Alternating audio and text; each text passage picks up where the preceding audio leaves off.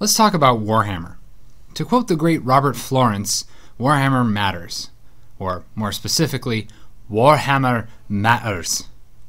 It totally does. The setting is ripe for just about any kind of game you can think of. Having been sucked in by the Warhammer machine and its futuristic cousin, and come out the other side, I always get excited when some non-miniature related game comes out that's set in either of the Warhammer universes. It was no different last summer at PAX when I saw that Chaos in the Old World was the new hotness. I don't know why it took me so long to pick it up, but holy balls am I glad I did.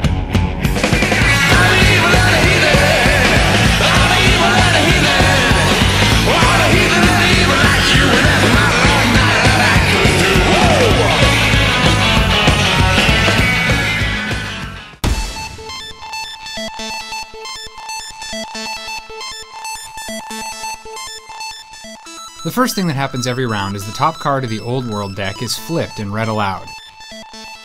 Once that's done, everyone draws the appropriate amount of cards. Finally, the meat of the game starts. Moving in standard Chaos order, players take turns spending power points to put either figures or Chaos cards on the board. Each region can hold up to 2 Chaos cards, and players have to follow certain rules when placing figures. Basically, the first figure is dropped into any region you want, and then you have to grow out from there. Once everyone's finished, then it's battle time. Every god has 3 figure types, which have different attack and defense values. When a region has figures from more than one god in it, then each player adds up the attack values of all their figures in the region and rolls that many dice. You score hits on a 4 or greater and get extra rolls for each 6. Each side adds up their hits and then removes that many defense points worth of figures. Each region gets 1 battle, and then we move on to Corruption and Domination. We'll cover Domination first, since it's the most mathy. For each region, the players add up the number of their figures along with the power cost of any cards they've played there. That number is called their Domination value. The player with the highest Domination value gets to see if that number is greater than the resistance of the region.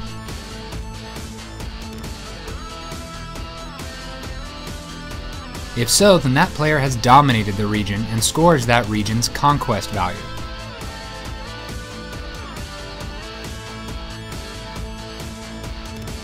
After domination, players put 1 corruption token in each region for every cultist they have there. If this puts any region over 12 total corruption, that region is ruined. Anyone who had put tokens in that phase is considered a ruiner and scores points accordingly. Finally, we move on to the final phase, which is kind of a cleanup phase.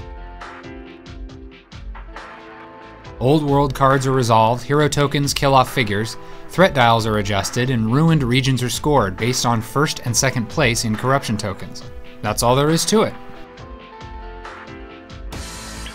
Oh, right, threat dials. I suppose I should talk about the awesomest part of the game. For the uninitiated, each god represents some kind of chaosy thing. Each of these gods has a condition by which they can advance their little threat dials. Each time this condition is met in a region during any given phase, a counter is added to that god's threat dial. At the end of the round, everyone with at least 1 counter moves their dial 1 tick, and the player with the most counters moves 1 extra tick. Each spot on the dial gives you various things, with the most straightforward ones being victory points and upgrades. The game ends when someone reaches 50 victory points, someone reaches the final spot on their dial, or the 5th ruined region is scored.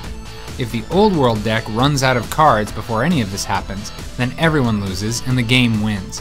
But really, how lame a pantheon do you have to be to let that happen?